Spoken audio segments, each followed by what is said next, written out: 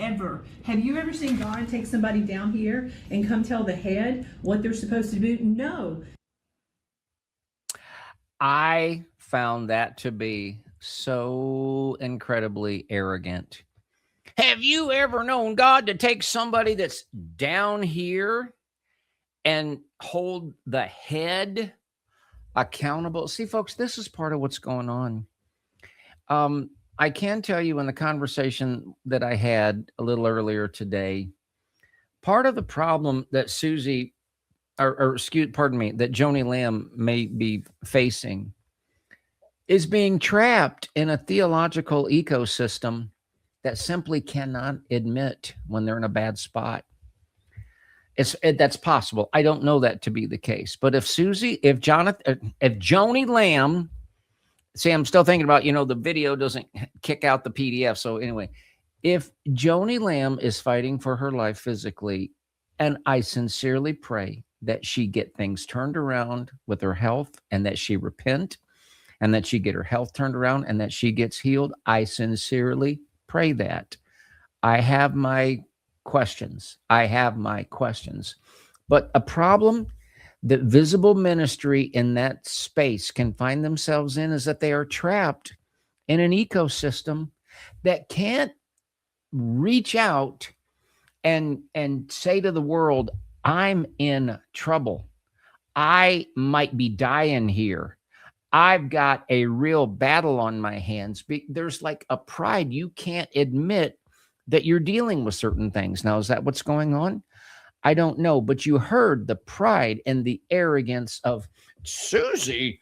God can't ever use a little somebody down here to speak to the head of a big organization up here. And many times throughout that program of Laura Lynn's last night, and you listen to that recording, you will hear Joni reference like how long they've been in the ministry, and she'll say things to like Jonathan, well, you've never even preached a sermon. And so it's though she holds herself up as like seniority or something like that. But folks, the scripture that we read from Luke chapter 1,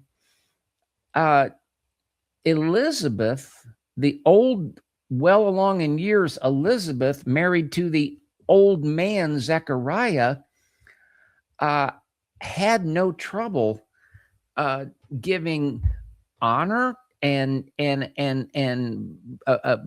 really having a lot of respect for her cousin Mary, who was probably in her teens.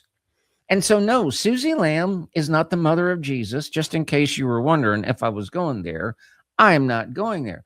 What I'm saying is the arrogance of a Joni Lamb to think that the Lord can't use somebody that's much younger to ever have a dream, to ever have a vision, to ever say something directed by the Spirit. That could never happen. Well, maybe that flawed theology is maybe why she would hold up people like Chris Reed and Sean Bolts, et cetera, et cetera. So I wanted to get that out of the way right away. And then I'm going to deal with this. I did the program. So let me say this, in case you're wondering, I have no knowledge that Joni Lamb is in hospice or is going to hospice, but it's certainly possible. And it's certainly possible that it could be an in-home hospice. But let me get to this, because this is what I really want to deal with. I got a comment. Oh, let's get to that comment. This was from the good folks, or the good kind lady at Genesis Productions from last night. What in the name of all that is holy are you doing? Double question mark. Exposing is one thing if you are actually doing your own work and uncovering information. And then there's that little, what do you call that? That little, see, I'm not an English expert. What's that little line there? Not the underscore, the one in the middle. And by the way, I'm sitting on a real doozy. But this has crossed a line. Do you think it's righteous Christian behavior to taunt a daughter over the illness of her mother? Shame on you. Remember, God is watching. And then she lists, I'm impressed that Genesis Productions actually paid attention, because she's got all these time markers. can I ask you a question? So she mentions, these are the questions that I asked. Is Joni Lamb alive? Is Joni Lamb dead? Is Joni Lamb, assuming she alive, is she well? Can she speak? Can she stand on her own feet? Can she walk? Can she go to the bathroom by herself? Can she dress herself? Can Joni Lamb feed herself?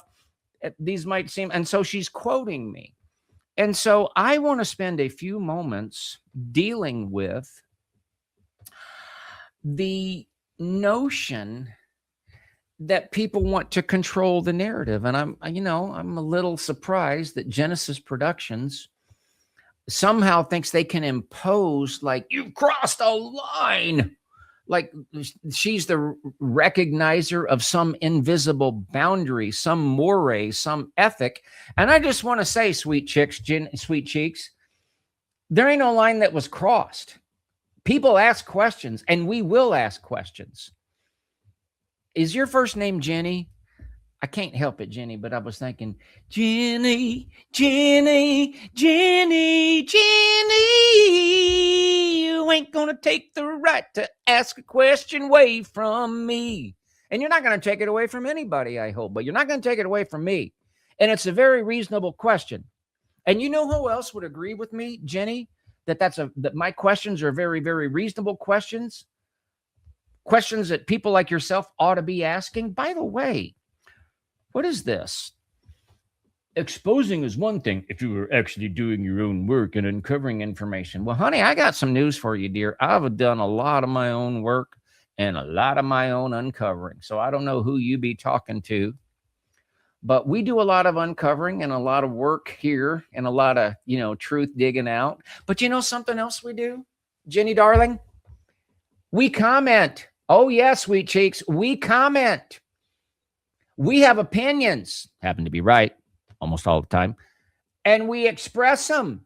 So even if we're talking about stuff that we didn't uncover, but we can cross-reference and find it to be true, we do a really hard job of doing that. We work hard at that. Then we will offer opinions, because the people of God are entitled to their opinion, and they can always ask a question. So your invisible moray, your invisible boundary, your invisible ethic that you're trying to impose on me, honey, impose off. Impose off. But thank you for taking the time to look at my timestamp. Now, I want to point something else. There's somebody that I know that would agree with me. And it's to be found in this article. This is from the Gateway Pundit. Dolly Parton provides health update after she cancels her Vegas residency. Now, let's just compare a couple of things.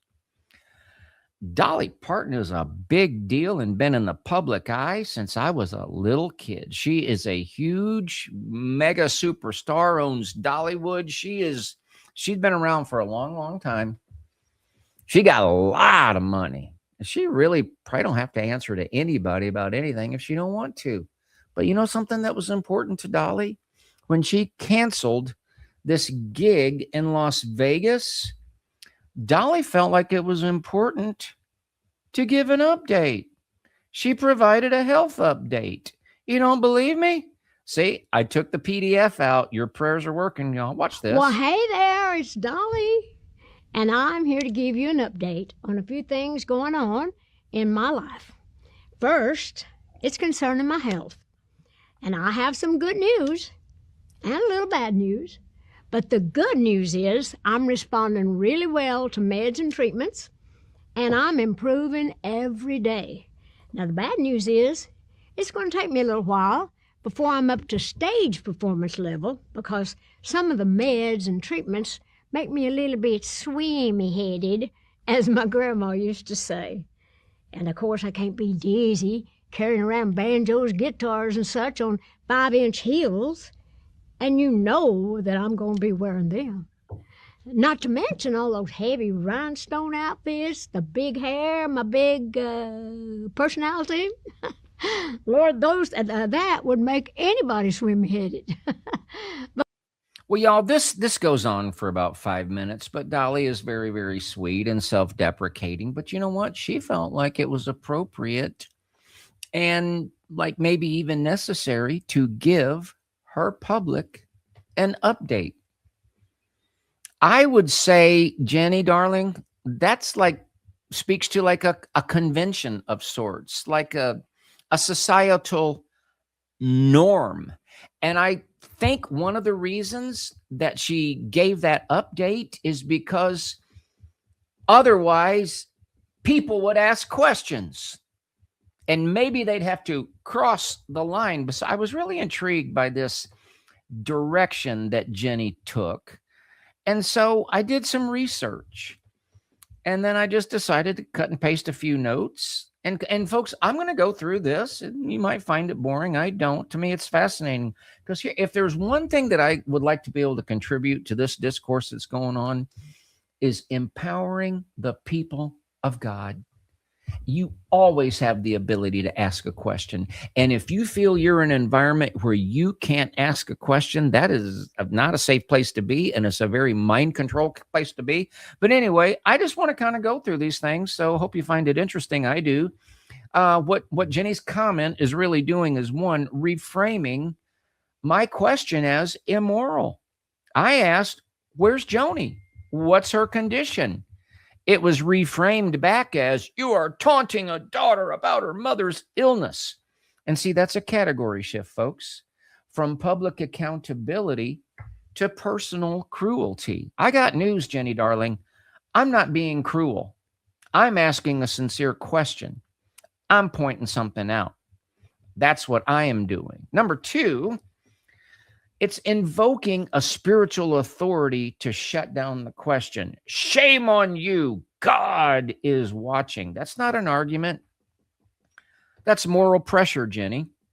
It moves the debate from, is this a valid question, to, are you a bad Christian for asking it? Number three, what your comment is trying to do is establish a boundary. The key phrase, this has crossed a line. Well, that's the entire game, isn't it? Not, see, it wasn't this is incorrect, but this is not allowed. And I'll say it again, Jenny, I'll ask a question if I want to ask a question. And all of the audience here that's gathered together and sees this on replay, they are all allowed to ask a question. And by the way, I'm sitting on a doozy. Oh, well, we applaud you. You must be something really, really, really special. You're like a doozy setter. Wow, a doozy setter. How come you're sitting on it then? If it's such a doozy, what you sitting on it for? But I digress. And then number four, I wanted to throw this in there. See, this is what a comment like this, I'll ask you any question I want to ask. And you want to say, shame on me? Well, I'm going to say shame on everybody that ought to be asking basic questions that for whatever reason are afraid to or adhering to some unspoken, crazy, weird norm, ethic, taboo. That's a big part of what has got us in this mess, Jenny. And I'm committed to playing my tiny little part in contributing to helping people learn to recognize it so that we can grow out of this. And nobody's taunting anybody. And yes, I will call out Rebecca Wise and Jonathan Wise. Tell the truth and stop gaslighting. What is going on? Answer those basic questions that aren't crossing any line, because your public deserves to know. Your donor base deserves to know. You're going to continue to solicit prayer. You're going to continue to solicit funds. Will simply be forthcoming and transparent. I'm going to leave it right there. OhioForFreedom.com. We have a PayPal link. If you would wish to support us, it's very, very, very much appreciated. Our bank card link, we get a good rate. So thank you to everybody that chooses to help us or donate to us in that way. Visa, I don't know why I mentioned them. You already know, but you can use Visa, MasterCard, Discover, American Express, our Zelle partners. Thank you so much. And if you'd like to use good old-fashioned U.S. Postal Snail Mail, Ohio for Freedom, P.O. Box 344, Mason, Ohio. Folks, thank you so much for joining with us. Normally, if we publish a start time we will start on that time. Tonight was an exception. Let's see how it turns out tomorrow night if we're up, and I believe that we are. Until then, God bless you. God bless your family. God bless the state of Ohio. God bless the United States of America. And we send our greetings to all our friends around the world. Good night. I hear the